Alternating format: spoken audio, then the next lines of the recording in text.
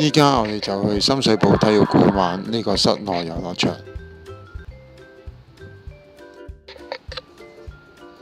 呢個呢就係體育館嘅外牆啦。咁呢棟 building 呢都係好新淨嘅。咁呢度呢就係德貞女子中學啦。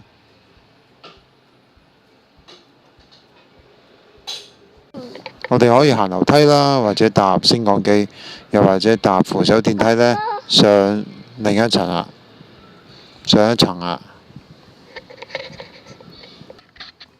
呢度呢就係嗰個嘅底層啦。咁跟住去到呢康樂文化大樓嘅正門啦。咁呢嗰度都仲係好新淨啦，呢個地方。呢個呢就係嗰個嘅升降機啦。咁我哋睇到啦。呢個大門口啦，咁嗰陣時個圖書館呢仲未起好㗎，依家個圖書館呢就整得好靚嘅。呢個就係兒童遊戲室嘅等候位置啦，家長就喺度等啦，排隊啦，攞籌啦。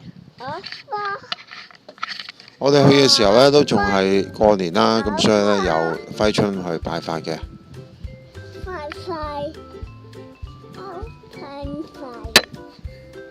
咁啊，呢個地方呢個空間都好寬敞嘅。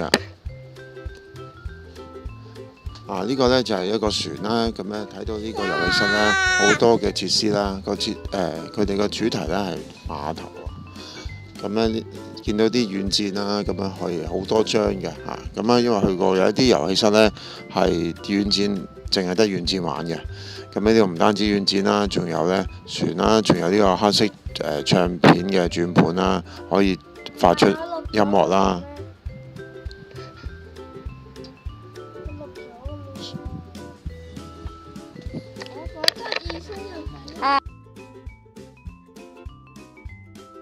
咁仲有呢架船啦，其實都好多啦嚇。咁同埋呢，你睇到啦，又有其他軟墊啊。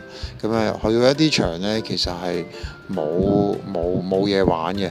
咁呢個場呢，相當之多元化啲設施。睇到呢度呢，除咗話嗰啲軟墊啊嗰啲嘅設施之外呢，呢個呢仲有一個窿嘅。呢個窿呢，就都好有趣嘅。咁原來呢，可以爬到去另外呢邊個上滑梯啦。咁你睇到啦，呢度有兩條上滑梯啦，兩條上滑梯都唔錯㗎。我自己都有上過啦。咁呢條滑梯呢都幾跣嘅都咁同埋呢，佢有足夠空間嘅，就唔會話呢好逼啊。然後喺下面呢，上滑梯下面好容易發生意外。咁你睇到呢，就海盜船下面啦，都有好多嘢玩啦，又可以追印啦，又有其他啲裝置啦，咁樣咁係一啲都唔悶嘅。